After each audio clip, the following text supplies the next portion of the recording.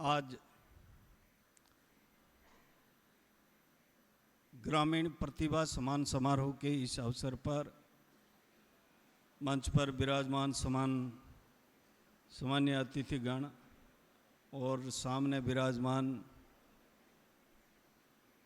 बुजुर्गगण, युवा साथियों,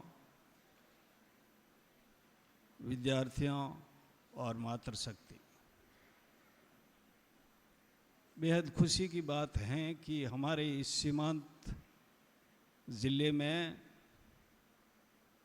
प्रतिभाओं की खोज, उसमें भी शिक्षा के क्षेत्र में ये हमारे लिए अति आवश्यक है।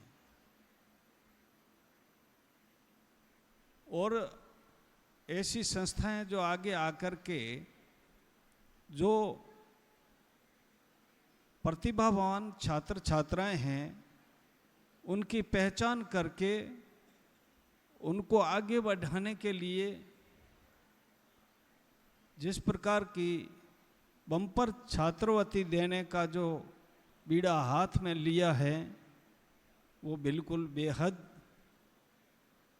अच्छी बात है। और ऐसी संस्थाएं हमारे ये देश और समाज के लिए होना बहुत ज़रूरी है। शिक्षा के बिना ज्ञान के मनुष्य का अधूरा जीवन है। सबसे हमारे पहले जो शिक्षा पर बल देने वाले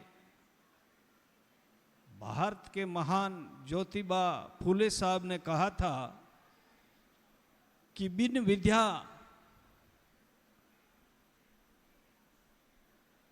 मति गई और बिन मति नीति गई और बिन नीति के गति गई और बिन गति के अर्थ गया और बिना अर्थ के इंसान गुलाम बना।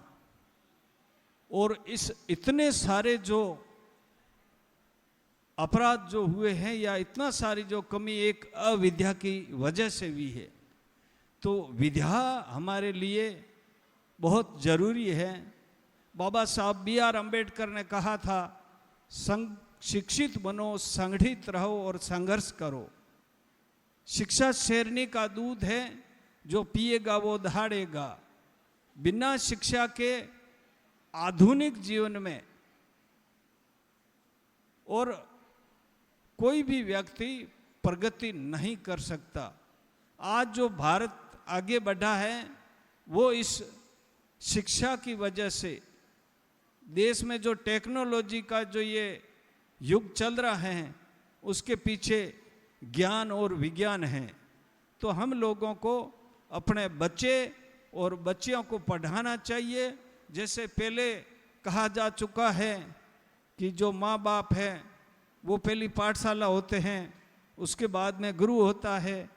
और गुरु है जो एक अज्ञानी जो बालक आता है जिसमें ज्ञान नहीं होता, उसमें ज्ञान का दीपक जलाने का कार्य करता है।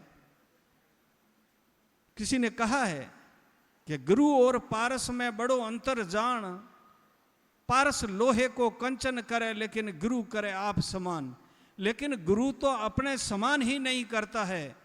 जो विद्या का गुरु होता है वो तो प्राइमरी स्कूल का अध्यापक होता है, लेकिन अपने जो छात्र अपने शिष्य को शिक्षा देकर के आगे बढ़ाता है और वो इस देश का IAS की परीक्षा पास करता है, इंजीनियर बनता है, डॉक्टर बनता है, वैज्ञानिक बनता है और देश का अच्छा नागरिक बनता है, देश को चलाने वाला जनप्रतिनिधि बनता है। तो ये सारा शिक्षा का ही कमाल है।